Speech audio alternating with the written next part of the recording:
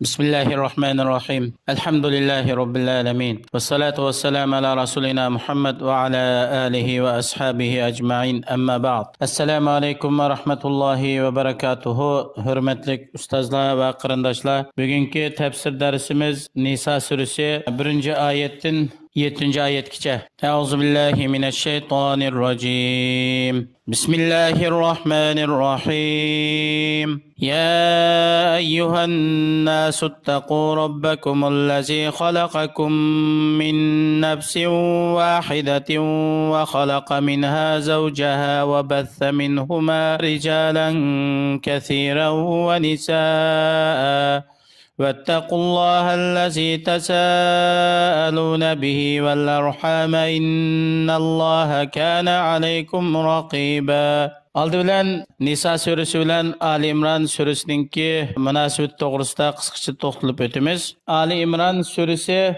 Ya eyyuhallazina amanu sabiru ve sabiru ve rabitu vettaqullaha la'allakum tuflihun. Allah Ali İmran suresiningki eng oxirisida Allohga iymon etgan, Allohning payg'ambariga ergashgan mu'minlar sizlar shariat ahkomlarini ado qilishda va sizlarga yetgan dunyolik musibat, qiyinchiliklarda sabrchan bo'linglar, bir-biringlarni sabr qilishga rag'batlantiringlar.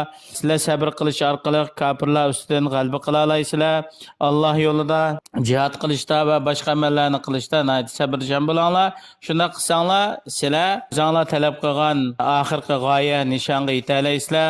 Do'zaxdan salomat qolasizlar, jannatga kirsizlar deb mu'minlarga xitob qilish bilan tugatdi. Ammo Alloh subhanahu va taolo Nisa surasini ya ayyuhan nas deb insonlar deb umumiy insonlarga xitob qildi. Bularning orasida yahudiylar bor, xristianlar bor, mushriklar bor, butun insoniyatga xitob qilib, sizlarni bir jondan yaratgan Allohdan qo'rqinglar deb umum xitob bilan boshladi. Ham bu oyatlarningki orasidagi munosabat inchga nihoyat ko'p ma'nolarni o'z ichiga olgan bo'lib, bu to'g'rida ayrim to'xtalishga to'g'ri keladi. Shundaqmi qisqacha bayon qilib o'tdik. Hamda Nisa surasi bu suraningki umum maqsadi nima desa, musulmonlar jamiyatini ichki tarafdan, ya'ni oila tarafdan tartiblash va shundaqla jamiyatningki ijtimoiy haq-huquqi va moliya haq-huquqini saqlash va musulmonlar jamiyatida saqlangan jahiliyatningki qoldiqlarini yo'q qilish bo'libmi musulmonlar jamiyatidagi ayollar va ojizlarningki haq-huquqini qo'g'dash va bularga islom dini bergan haq-huquqlardan to'liq foydalanish imkoniyati yaratib berishdan iborat. Hamda bu suraningki Nisa surasi ayollar surasi deb atilishdi. Bu surada hamda ayollarga aloqador ahkamlar boshqa suralarga qaraganda ko'p bayon qilingan. Ayollarga munosabatlik oila ahkomi bo'lsin, taloq bo'lsin, meros bo'lsin, nurg'un ahkamlar mush surada bayon qilinganlikdan bu sura Nisa surasi deb atalgan. Yuqorida tilovat qilingan oyatning qisqacha tarjimasi: Ey insonlar, sizlarni bir jondan, ya'ni otanglar Odamdan paydo qilgan, yaratgan Rabbinglar Allohdan qo'rqinglar.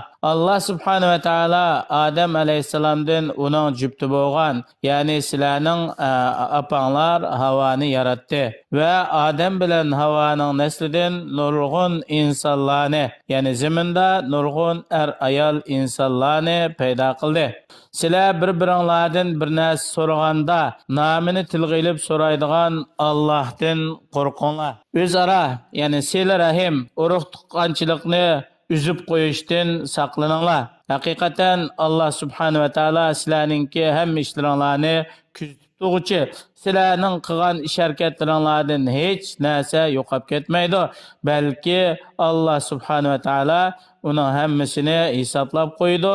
Shuning asosan sizlarni jazo mukofotlaydi.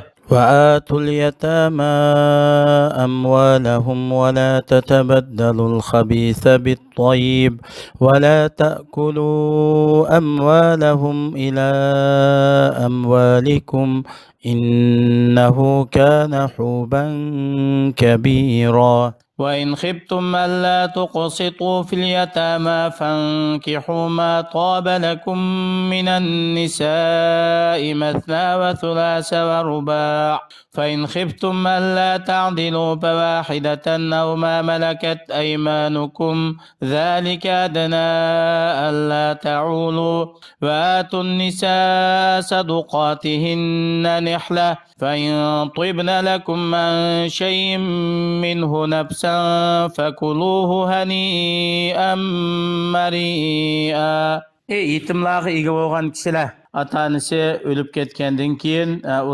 yetimlarning ishlariga egdorchilik qilgan vasila ularning mol mulkini to'liq qaytarib beringlar. Ular balog'atga yetganda, to'g'ri ish qilgandek bo'lgan bir holatga yetganda, ularning ota-onasi qoldirib qo'ygan mol mulkini ularga beringlar. Ya'ni sizlar haromni halolga aralashtirib etmanglar.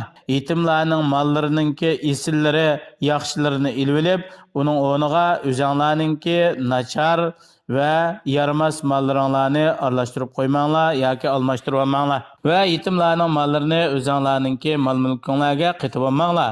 Shunday qilish bo'lsa, Allohning huzurida eng katta gunoh hisoblanadi.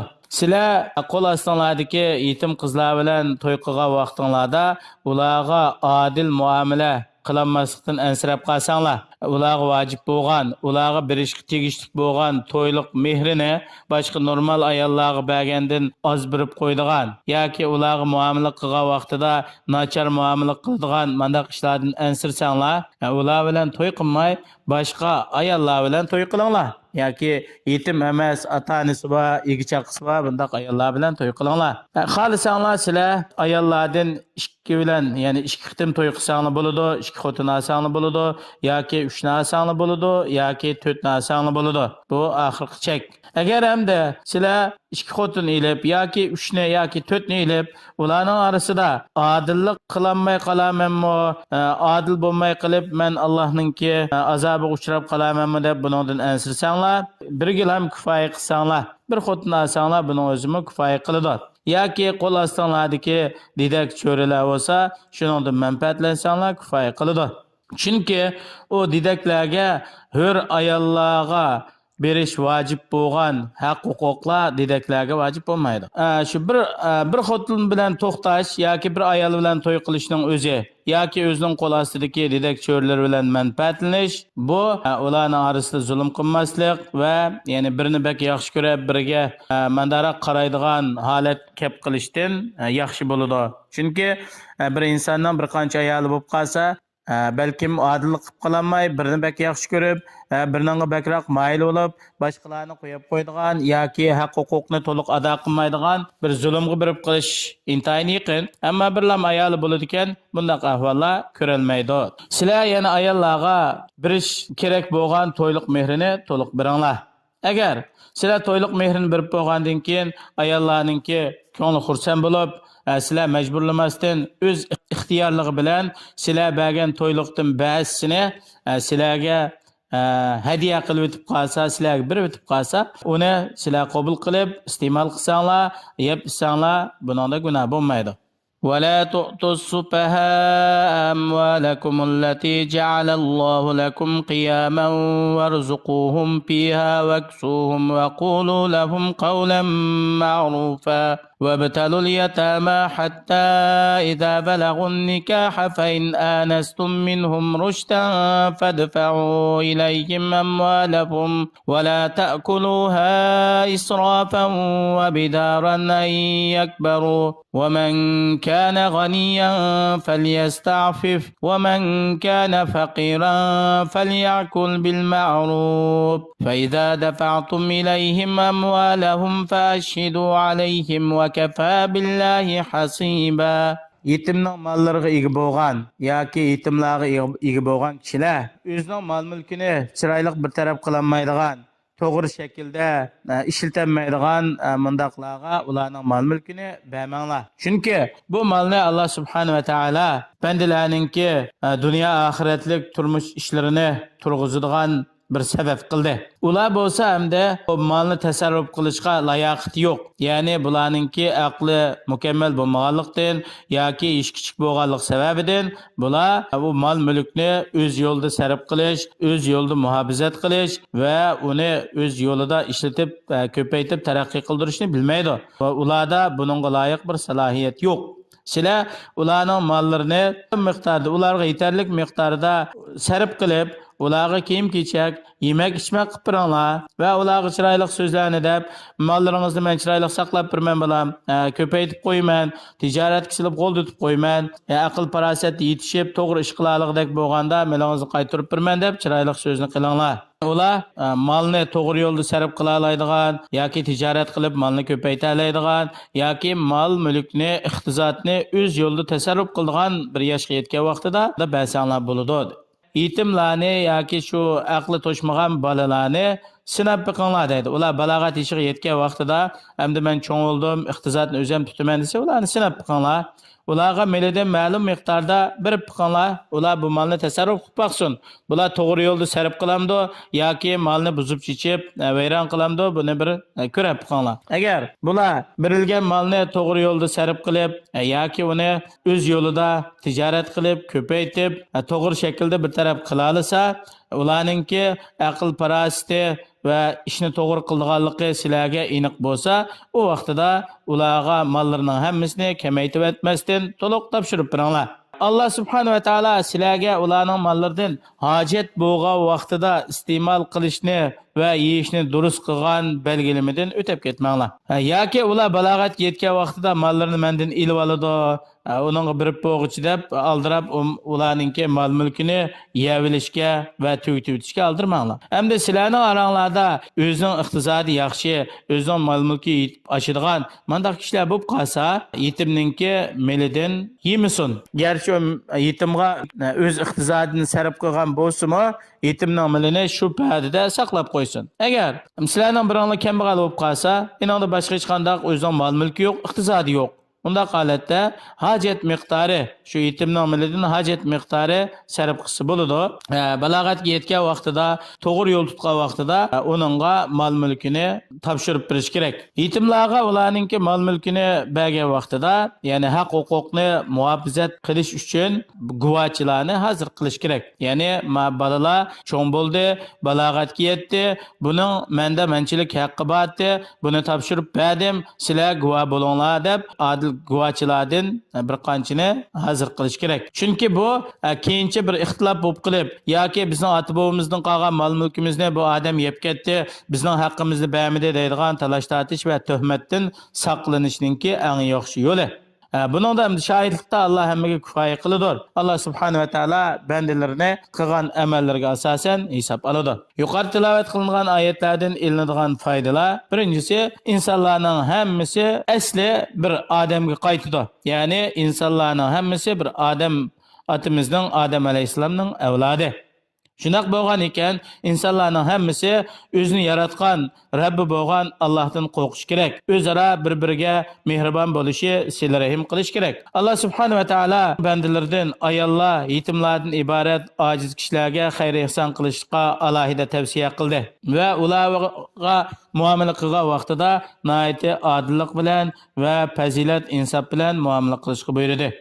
Yana bu oyatdan ilingan foydalar musulmonlarningki 4 Xotin ilishninki durust ekanligi bayon qilinadi. Ya'ni har bir inson agar buningki moddiy, ma'naviy, iqtisodiy hamma sharoitlari to'liq bo'lib qolgan taqdirda 4 kichik xotin olsa durust bo'lganligi. Shart ularning orasida adil bo'lish, moddiy tarafdan, ma'naviy tarafdan va turmush xarajatlar tarafdan adillik qila oladigan shart bo'lgan vaqtida, agar adillik qilolmasa, birining o'zi kifoya qiladi. Yana biri hamda iqtisodni to'g'ri shaklda bir taraf qilolmaydigan, molni buzib chechib o'tadigan, aqli to'shmagan yoki aqli yetarsiz mandaq kishilarga mol mulkini sarf qilishda ularga bir cheklama qo'yib qo'yish kerak. Chunki bunday qilish orqali ularningki mol mulki saqlab qilinadi. Agar o'zininki iqtisodini to'g'ri bir taraf qilolmaydigan, ish kichik yoki aqli to'shmagan bunday kishilarni o'z mayli qo'yversa, bular iqtisodni buzib chechib, o'zini, oilasini, butun iqtisodni vayron qiladi. Shuning uchun ularningki zoya bo'lib ketmasligi, dunyolik manfaatningki yo'qolib ketmasligi uchun ishga ega bo'lgan kishilar yoki vasiyat qilingan kishilar agar ularning aqli shu joyida bo'lmasa, molni buzib chechadigan mandaq ahvollar bo'lib qolsa, bularga cheklama qo'yib, ularga ma'lum miqdorda xarajat qilib, qolgan mol mulkini saqlab qo'yishi kerak bo'ladi. Alloh subhanahu va taolo har birimizni o'zi yaxshi ko'radigan, rozi bo'ladigan amallarni qilishga muyassar qilsin. Assalomu alaykum va rahmatullohi va barakatuh.